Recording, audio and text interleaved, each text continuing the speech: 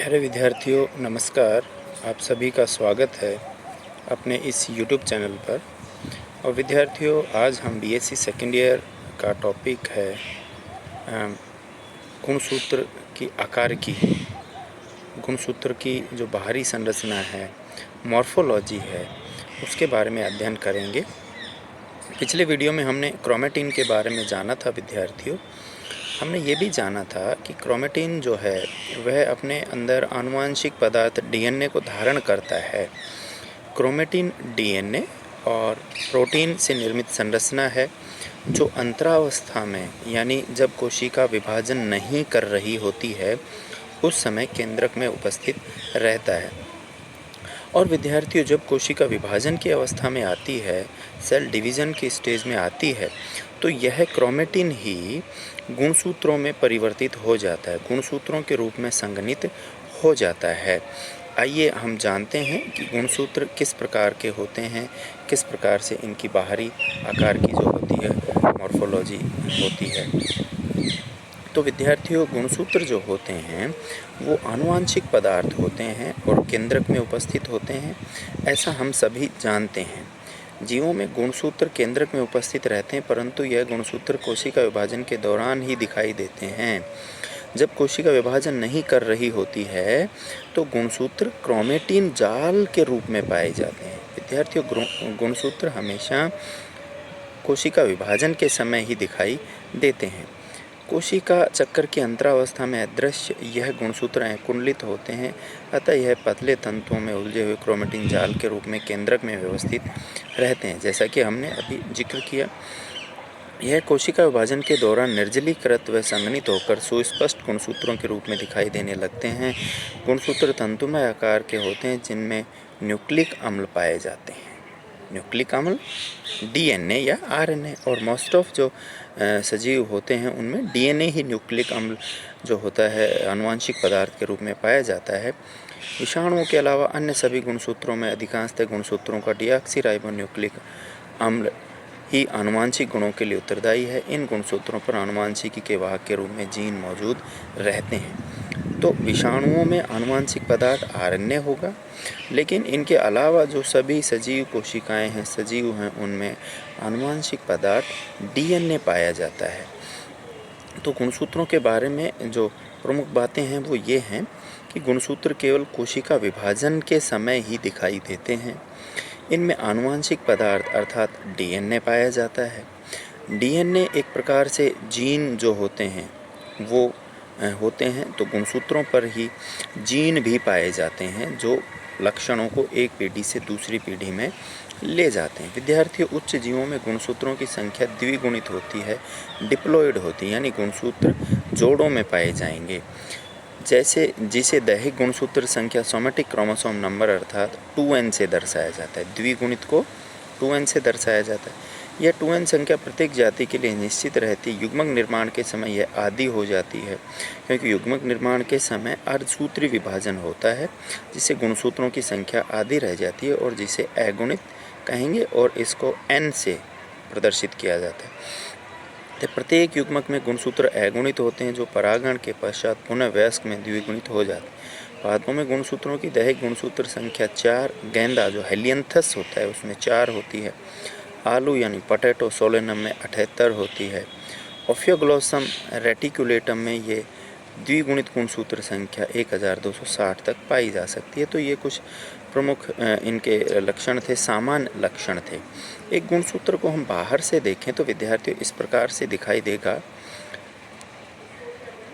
ये गुणसूत्र के सबसे बाहर एक आवरण पाया जाता है जिसे पेलिकल कहते हैं। गुणसूत्र दो भागों से या दो जिसको कहें अर्ध भागों से निर्मित होता है, जैसे एक ये और एक ये। इन्हें अर्ध गुणसूत्र या क्रोमेटिड कहते हैं। और चूंकि ये दोनों आपस में संबंधित होते हैं तो यह एक ऐसे स्थान जिसको सेंट्रोमियर कहते हैं उसके द्वारा आपस में जुड़े हुए होते हैं। गुणसूत्र के जो दो अर्ध भाग होंगे उन्हें अर्ध गुणसूत्र कहेंगे। ये एक अर्ध गुणसूत्र और एक ये एक अर्ध गुणसूत्र या क्रोमेटिड। दोनों क्रोमेटिड कहाँ पर जुड़े होंगे? गुणसूत्र बिंदु या सेंट्रोमियर पर जुड़े होंगे। विद्यार्थियों, अर्ध गुणसूत्र या क्रोमेटिड भी 2 से लेके 32 तक धागेनुमा संरचनाओं से निर्मित होता है। जैसे ये एक दूसरे के ऊपर लिपटी हुई संरचनाएं हैं, ये इनको कहेंगे क्रोमोनिमेटा। इनको क्या कहेंगे? क्रोमोनिमेटा कहेंगे। और क्रोमोनिमेटा के ऊपर ही कुछ बिंदुनुमा संरचनाएं पाई जाती हैं जो असल में जीन हैं, उनको क्रोमोनीमा कहेंगे, है ना। तो पेलिकल इसके चारों तरफ आवरण होता है। 2 भाग जो होते हैं उन्हें अर्ध गुणसूत्र या क्रोमेटिड सेंट्रोमियर नामक स्थान पर एक दूसरे से जुड़े हुए होते हैं। और क्रोमेटिड भी लगभग 2 से 32 धागेनुमा तंतुओं से मिलकर बने होते हैं जिनको क्रोमोनिमेटा कहेंगे। और इनके ऊपर क्रोमोमियर पाए जाते हैं जिनको वर्णकणिका भी कहते हैं। हम आगे देखते हैं किस प्रकार से इनका वर्णन है। तो ये कुछ प्रमुख भाग हैं गुणसूत्र के। सबसे पहला है अर्ध गुणसूत्र यानी क्रोमेटिड। प्रत्येक गुणसूत्र मध्यावस्था में रैखिक रूप से 2 समान धागों द्वारा विभाजित रहता है। प्रत्येक धागेनुमा भाग अर्ध गुणसूत्र क्रोमेटिड कहलाते हैं। ये अर्ध गुणसूत्र एक गुणसूत्र बिंदु या सेंट्रोमियर पर एक दूसरे से संलग्न रहते हैं। जैसा कि हमने चर्चा की, एक अर्ध गुणसूत्र ये, एक ये, और यहाँ पर ये एक दूसरे से जुड़े हुए हैं। गुणसूत्र के दोनों अर्ध गुणसूत्र पश्चावस्था में अलग हो जाते हैं। हम गुणसूत्र के बारे में पढ़ेंगे, जब कोशिका विभाजन पढ़ेंगे तो ये कोशिका विभाजन की अवस्थाएं हैं तथा विपरीत ध्रुवों की ओर आकर्षित होते हैं। इस प्रकार अंत्यावस्था में गुणसूत्रों में एकमात्र अर्ध गुणसूत्र ही उपस्थित रहता है। अंत्यावस्था में 2 अर्ध गुणसूत्र नहीं पाए जाएंगे, 2 क्रोमेटिड नहीं पाए जाएंगे, एक ही क्रोमेटिड पाया जाएगा। परंतु अंतरावस्था में प्रतिकृतिकरण द्वारा पुनः 2 समरूपी अर्ध गुणसूत्र निर्मित हो जाते हैं। ये गुणसूत्र बिंदु पर जुड़े रहते हैं, इसलिए इन्हें सिस्टर अर्ध गुणसूत्र, भगिनी अर्ध गुणसूत्र भी कहते हैं, क्योंकि ये पास पास रहते हैं। गुणसूत्र बिंदु यानी सेंट्रोमियर से एक दूसरे से जुड़े रहते हैं, इसलिए इनको सिस्टर अर्ध गुणसूत्र कहेंगे। इसको और इसको दोनों को क्या कहेंगे? सिस्टर अर्ध गुणसूत्र, सिस्टर क्रोमेटिड कहेंगे। ये आपस में सिस्टर क्रोमेटिड हैं। दूसरा आता है क्रोमोनिमेटा। अर्ध गुणसूत्रों की प्रत्येक रैखिक इकाई को क्रोमोनिमेटा अथवा क्रोमोनीमा कहते हैं। इस तरह प्रत्येक अर्ध गुणसूत्र 2 से 32 क्रोमोनिमेटा द्वारा निर्मित होते हैं। यह आपस में सर्पिल रूप से व्यवस्थित रहते हैं। गुणसूत्र के क्रोमोनीमा को सर्वप्रथम विजोवस्की ने परिभाषित किया, जिसे बेरेड्स्की ने 1980 में टेडेस्केंशिया की पराग मात्र कोशिका में देखा था। क्रोमोनिमेटा आपस में सर्किल रूप से लिपटकर कुंडलित अवस्था में गुणसूत्र में उपस्थित रहते हैं। तो ये आप देख पा रहे हैं, कुंडलित रूप से एक दूसरे के ऊपर लिपटे हुए हैं। ये क्या कहलाएंगे विद्यार्थियों? क्रोमोनिमेटा कहलाएंगे। ये 2 हैं इसमें, है ना, 2 लड़ियाँ हैं, 32 तक हो सकती हैं। इनको क्रोमोनीमा भी कहते हैं। तीसरा भाग है वर्णकणिका क्रोमोमियर। गुणसूत्र के क्रोमोनिमेटा पर मोती समान उभरी हुई सूक्ष्म गहरी अभिरंजित संरचनाएं रैखिक क्रम में होती हैं, जिन्हें वर्णकणिका क्रोमोमियर कहती हैं। ये वर्णकणिकाएँ बाद में जीन के रूप में प्रचलित हुए, परंतु वास्तव में डीएनए के अत्यंत संगठित कुंडलित भाग हैं जिनमें न्यूक्लियोसोम यूनिट पैक रहती है। तो इनके ऊपर ये जो 2 लड़ियां हैं, इनके ऊपर ही बिंदुनुमा संरचनाएं वर्णकणिका या क्रोमोमियर होंगी, जो असल में डीएनए के अत्यंत संगठित भाग हैं, यानी वो जीन हैं एक तरीके से। विद्यार्थियों, इसके अलावा एक जो बहुत ही महत्वपूर्ण भाग है गुणसूत्र का, सेंट्रोमियर, गुणसूत्र बिंदु। ये अपन जो देख रहे थे, ये जो भाग है विद्यार्थियों, यह गुणसूत्र बिंदु है, सेंट्रोमियर है।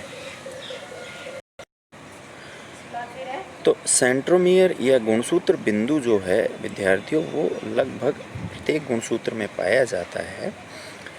प्राथमिक संकीर्णन तथा सेंट्रोमियर प्रत्येक क्रोमोसोम में एक दबा हुआ स्थान होता है। ये गुणसूत्र की संपूर्ण लंबाई की अपेक्षा संकरा होता है। इसकी स्थिति स्थिर होती है। यह गुणसूत्र को दो भुजाओं में विभक्त करता है।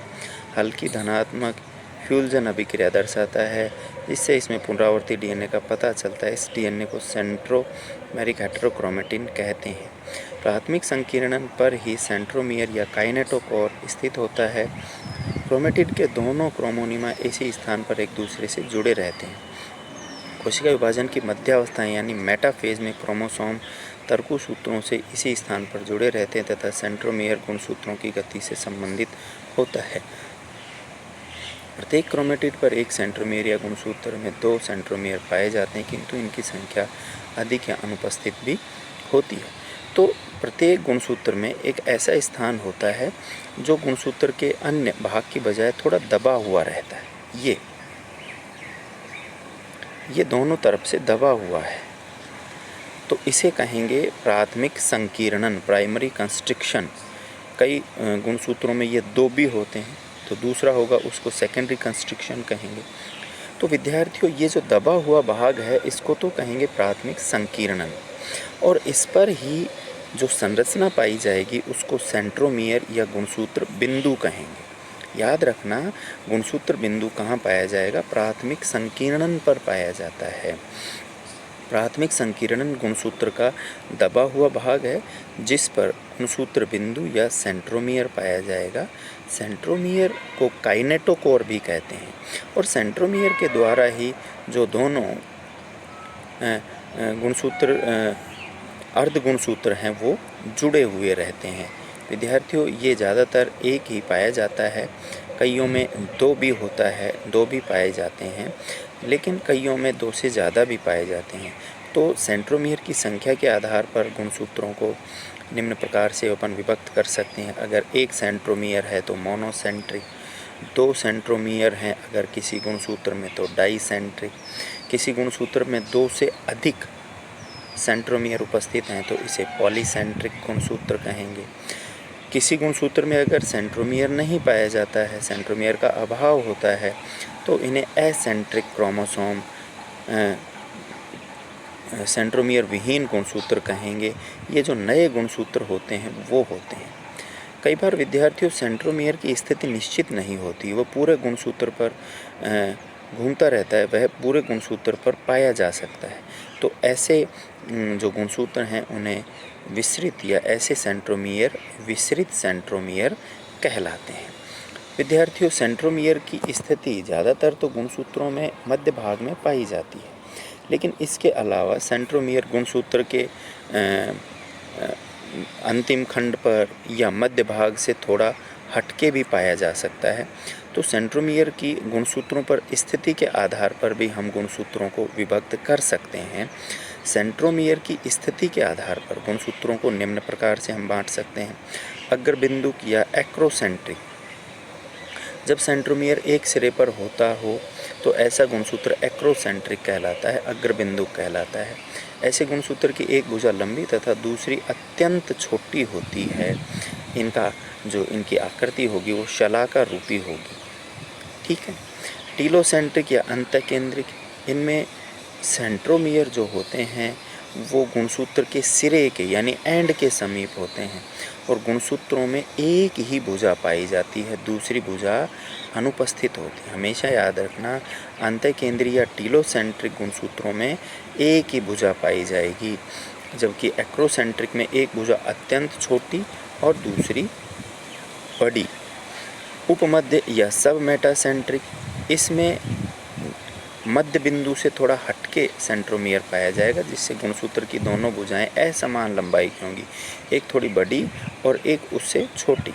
और मध्य केंद्रीय मेटासेंट्रिक गुणसूत्र वी आकृति के होते हैं। इनमें गुणसूत्र सेंट्रोमियर के मध्य में स्थित होगा और दोनों भुजाएं समान लंबाई की होंगी।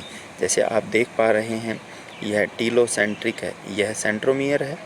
तो यहाँ पर टीलोसेंट्रिक में सेंट्रोमियर बिल्कुल गुणसूत्र के किनारे पर पाया जाएगा, तो इसमें ये एक ही भुजा है।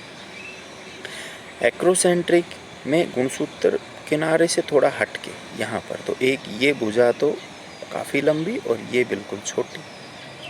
उपमध्य केंद्री में यह भुजा बड़ी है और ये थोड़ी छोटी है, जबकि मध्य केंद्रीय मेटासेंट्रिक में दोनों भुजाएं समान लंबाई की होती हैं। तो दोनों P और जो Q भुजा हैं वो दोनों बराबर लंबाई की किस में पाई जाएंगी? मेटासेंट्रिक या मध्य केंद्रीय गुणसूत्र में पाई जाएंगी। आज के लिए विद्यार्थियों इतना ही। धन्यवाद।